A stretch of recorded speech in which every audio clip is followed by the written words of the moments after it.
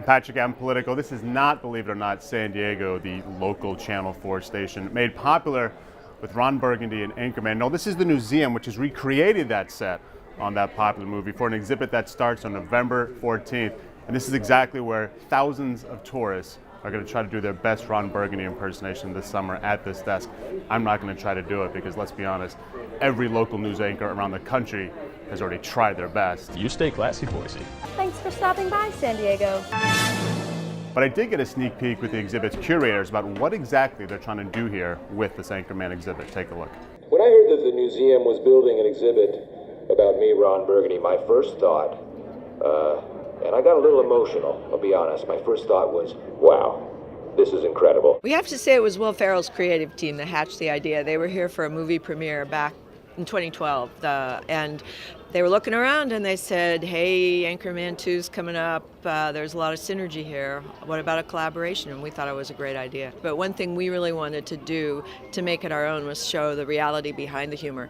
So you see a pretty serious story about what it was really like in TV news back in the 1970s, along with the fun stuff from the movie in the exhibit. So in Anchorman, Veronica Corningstone arrives at Channel 4 to add diversity to the news team, but of course Ron Burgundy thinks diversity is an old ship used during the Civil War. But here we tell the real story that women really were making big inroads into local TV. Right behind us is a piece about chemistry and the importance of chemistry on camera and off. And while there's a bit of that obviously in the movie, and you see it especially between Ron and Veronica, there's also pieces of that played out in real newsrooms across this nation. One of the great themes of the movie is how obsessive Ron Burgundy is about his looks. He's never too far from his makeup mirror or his mustache brush, as you can see in this section.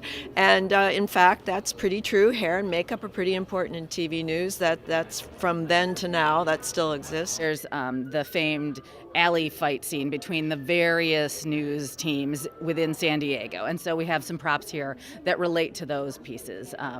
The whip that was used in the fight, as well as the suit worn by Frank Vichard, who loses one of his arms during the course of this alley fight. We have Brian Fantana's Sex Panther cologne with its, fabulous case and roaring cologne container. There will be some additions from Anchorman 2. In fact, in the back of the gallery here, there's already a case, sealed shut at the moment, that will be revealed later in December, the week that the second movie premieres. We've always thought pop culture was an important part of our storytelling mix here at the Newseum, and we've done exhibits before that had a link to pop culture. So this isn't too far from that path, and we think that learning goes down a little bit more better with laughter. So this is just an important part of the storytelling we do at the Newseum, and it's pretty legitimate, I think. For all of us here at News Center 4, I'm Ron Burgundy. You stay classy, San Diego.